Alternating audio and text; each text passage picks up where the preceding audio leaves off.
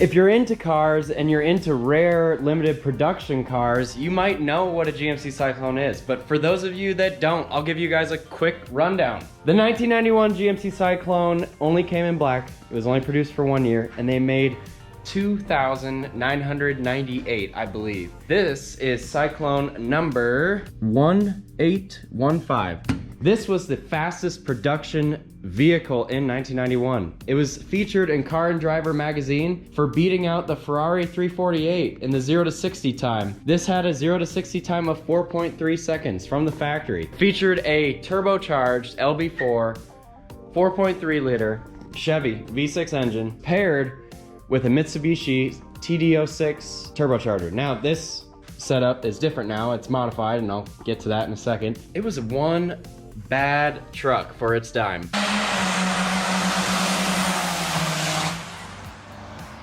And it was coming out in an era of muscle cars that was kind of shaky. You know, it was really hard to get movement going, especially for a performance pickup truck, which was, they kind of had their times back in the 90s and they kind of went away, and GM focused their marketing on other types of vehicles. Why am I taking the old engine out? Well, setup in here has a precision turbocharger with a air-to-air intercooler that is shown here. And by the way, guys, the grill's off and the hood's off because I was getting it prepared for this engine swap. I'll put up a quick picture of what the truck actually looks like, and it's a pretty beautiful truck. But anyway, those components are off because we want all the space we can get to get this engine out, and we're leaving the transmission in. Down in Georgia, there was a performance shop that had worked on this truck and put in bigger turbocharger, they put in bigger injectors, and they put an air-to-air intercooler in, and they ran it hard. I think they were running it at like 22 to 25 pounds of boost on a stock engine, stock internals. We can't be having that. We need reliability, we need power, we need performance. I went ahead and located a freshly built, mildly built 4.3 V6 engine, and that's over here on the stand. I'll go over a quick rundown of what this engine has installed in it. I also ordered a $2,200 Holley ECU system, the HP kit, and we're gonna modernize this truck with some new standalone ECU capabilities, being able to tune it easily, being able to switch between an E85 tune, your standard pump gas tunes. The rings and bearings are going bad on the engine because it smokes a lot, and it's got a lot of blowback pressure off of the breather caps when running at idle. It needs a rebuild. This engine needs a little bit of love. Instead of taking out, doing a full build on that engine, I was able to get an already fully built engine that's ready to go and ready to swap in for a really good price. This is also a Chevy 4.3 liter V6, but it's been bored 30 over. It's got a comp cams, 56 448 camshaft. It's got L-Brock valve springs, comp cams, roller rockers, ARP head bolts, ARP rod bolts, Keith Black pistons, ported Magnaflux and resurfaced L35 heads, a new freshly treated crankshaft. It's got all new valves and guides, high pressure oil pump, new bearings throughout, plugs, Molly rings. I'm gonna be running Holley 120-pound injectors, ported upper and lower intake plenum for it, MST distributor, and it's also, Syclone also has a Hellcat 525 fuel pump to be powering this beast. Long story short, we've got a really nice setup on this engine. It's a little bit dusty. It's been sitting on the stand for a while. This is my first time doing a swap on this truck.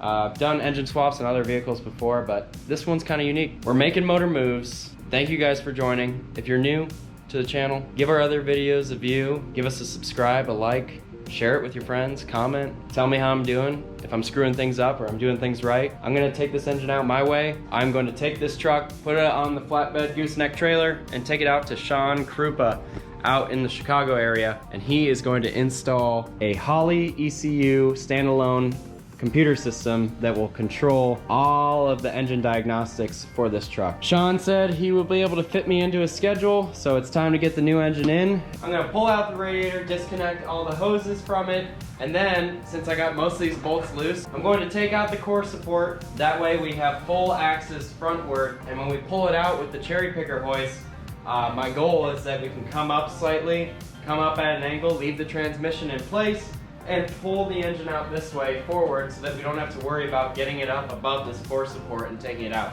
There's probably a lot of different ways you can do it. Everyone takes out engines in different fashion, different order. We're gonna go for it and send it and start by disconnecting the radiator.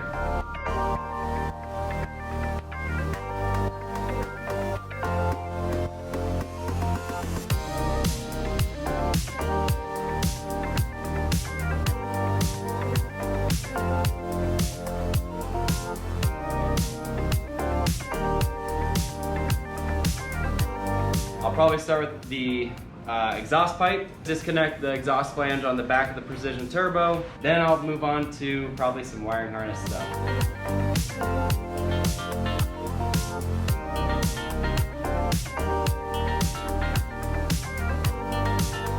It's kind of sitting in place for now. That's fine for me, honestly, because this whole engine should come straight up, starting to tape up everything that I disassemble, because I want to get the upper intake manifold off.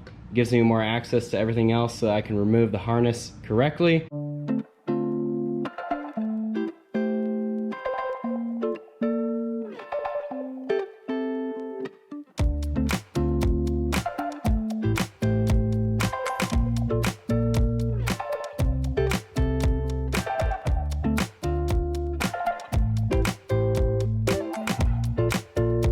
I'm probably going to work on the distributor next, fully remove the distributor so I can get to the back of the transmission bell housing bolts that are on the top. I was told that it can help you a lot. I already got the lower bolts out on the transmission bell housing and the torque converter bolts. Now I'm going to get the upper transmission bell housing bolts out today. What's up, Phil Billy?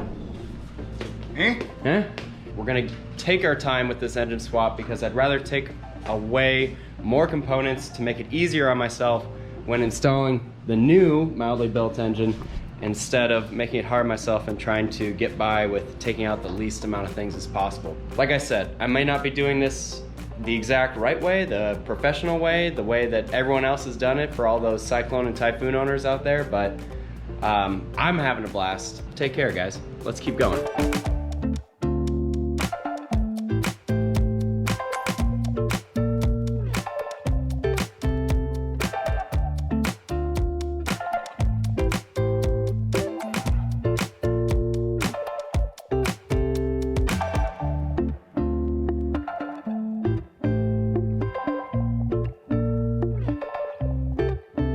Removing that core support really opened things up over here, which is awesome. Oh, this is a great view of the turbo, by the way.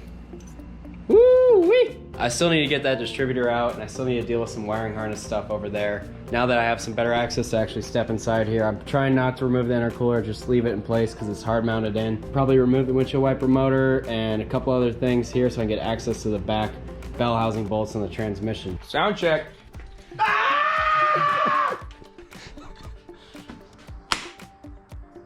It is time. Without further ado, let's see if if I took everything off properly. Everything's labeled, everything's tucked away as best as it can be. I'm leaving the whole front accessory drive on it, putting it on the stand, swapping most of this stuff over to the new engine. So we're gonna see if we can lift it straight up and out. The only thing I'm a little worried about is those dowel pins. They're on the back of the engine block that reach the dowel pin holes on the bell housing for the transmission. So we're gonna have to do a little bit of shifting, but I got Phil in the corner, and I got Ben on the camera.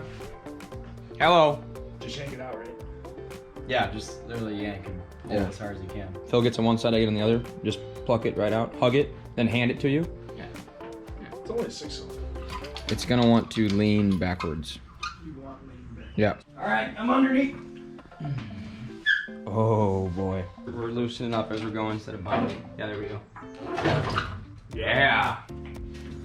Alright, hold up. I'm just giving her loosen a little bit. Yeah, you're over. Okay, but It's just cocked over. Yeah. it's not gonna be over that. Well, no, we're gonna come out first. Okay. Should be jacking around. Don't do that. That's putting Freon into the air. What? Yeah. Actually? Yes. There's Whoa. gas in there. Just like the dog. It could be R12. You look pretty free.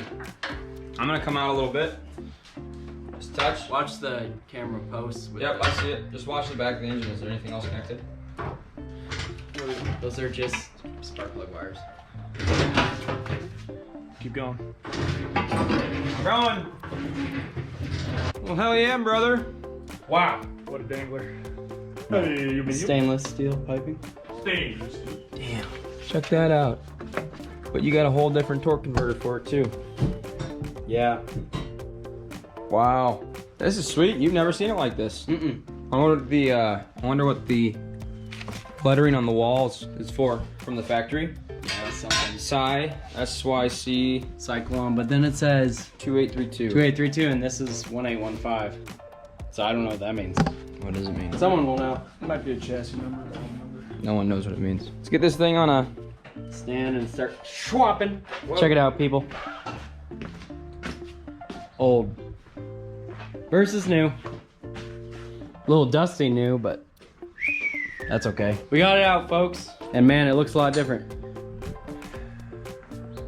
And Phil's putting together the next engine stand to hold this engine, and we'll have both engines. Kind of like when Ben had both engines out of his Formula, and he was playing the swap Gnostics game. I'm doing the same thing.